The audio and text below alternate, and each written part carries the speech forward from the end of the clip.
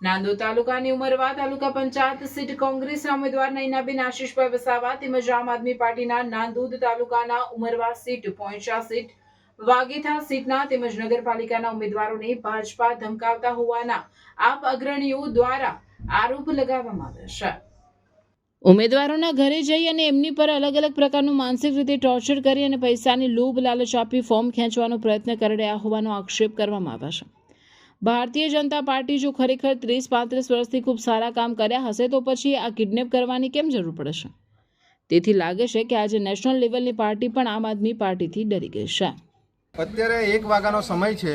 આ 1 વાગ્યાના સમય દરમિયાન અત્યારે ભાજપના આગેવાનો અત્યારે એક ગાડી લઈ અને કોંગ્રેસના જે નૈનાબેન આશીષભાઈ વસાવા એમને ગઈકાલના એ લોકોએ હાઈજેક કર્યા હતા અને અમારા પણ 3 થી 4 ઉમેદવારોને આ લોકોએ ગઈકાલના હાઈજેક કર્યા છે। એ વાગેથા સીટનો ઉમેદવાર હોય, આમ આદમી પાર્ટીના વાગેથા સીટનો હોય, ઉમરવા સીટનો હોય કે પોઈચા સીટનો હોય, ભારતીય જનતા પાર્ટીએ જો ખરેખર 30-35 વર્ષથી જો કામગીરી સારી કરી હોય તો પછી તમે આ ઉમેદવારોને ડરાવવા ધમકાવવાના અને આ લોભામણી જે જાહેરાતો આપી એમને કિડનેપ કરવાનો સિલસિલો તમે ક્યારથી ચાલુ કર્યો છે?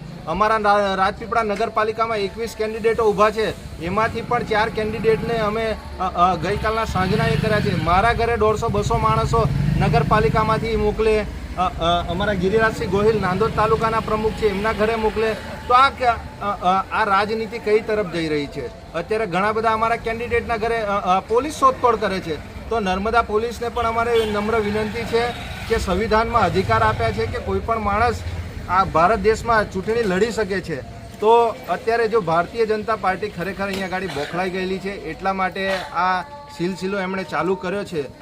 તો ભારતીય જનતા પાર્ટીના આગેવાન શ્રીઓને પણ કહેવા માંગીએ છીએ, જો ખરેખર જો તમે વિકાસના કામો કર્યા છે તો તમે ડરાવા ધમકાવવાના અને આવી રીતે કોઈ કેન્ડિડેટને ઉચકી જવાના આ બધા તમારા એ તાઇફાઓ બધા બંધ કરો। તમારે લડવું હોય તો સામી છાતીએ આપણે ઉમેદવારોએ ઉમેદવારી કરી છે એ લોકોને શાંતિપૂર્ણ લડવા દો। સામે અત્યારે કોંગ્રેસમાં શું થઈ રહ્યું છે?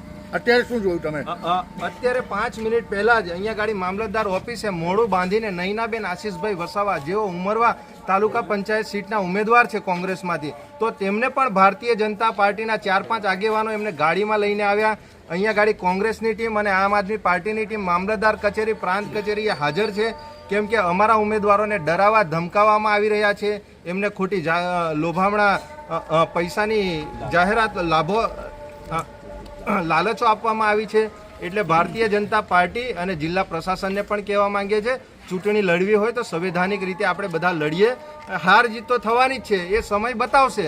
તમે ખરેખર 30-35 વર્ષમાં કામગીરી ખૂબ સારી કરી હશે તો પ્રજા તમને મત આપવાની જ છે। હા, તો નિરંજનભાઈ વસાવા, આમ આદમી પાર્ટી, નર્મદા જિલ્લા પ્રમુખ। 45 ડિગ્રી ગરમી પર અહીંયા છે 100% ચિલ અને 0 સ્ટ્રેસ। સુરતમાં એવી જગ્યા છે જ્યાં સમર હોલિડે ગોવા કરતા પણ મસ્ત લાગે। આ છે સુરતનું hidden summer escape, diamond city water park. અહીંયા સ્ટ્રેસ દૂર થઈ જાય અને ફન તો ફૂલ ઓન છે બોસ। અહીંયા જાયન્ટ સ્લાઇડ્સ, વેવ પૂલ અને ક્રેઝી રાઇડ્સ છે જે તમને થોડા જ સેકન્ડ્સમાં રિયલ લાઈફ એડવેન્ચરનો ફીલ આપે છે।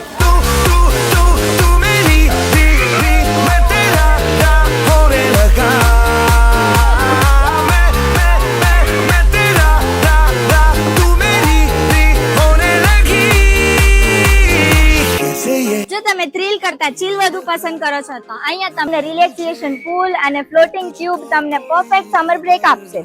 અને ફન પછી એનર્જી રિચાર્જ તો કરવું જ પડે ને, તો અહીંયા ફૂડ પ્લાઝા પણ છે જ્યાં ફાસ્ટ ફૂડ, બેવરેજીસ, એની સાથે અનલિમિટેડ ગુજરાતી ફૂડ પણ તમે ફૂલ એન્જોય કરી શકો છો અને લિમિટેડ છાશ અને સ્વીટ્સ મળે છે। તો આ સમરમાં એસી રૂમમાં બેસવા કરતા એક દિવસ ડાયમંડ સિટી વોટર પાર્કમાં સ્પેન્ડ કરો ને એ ફ્રેન્ડને ટેગ કરો જે સમર આઉટિંગ પ્લાન કરે છે ને રેટ જાણવા માટે અમારા પેજને ફોલો કરો। લોકેશન: અસ્તગામ, સેવાની ચોકડી, કામરેજ, સુરત।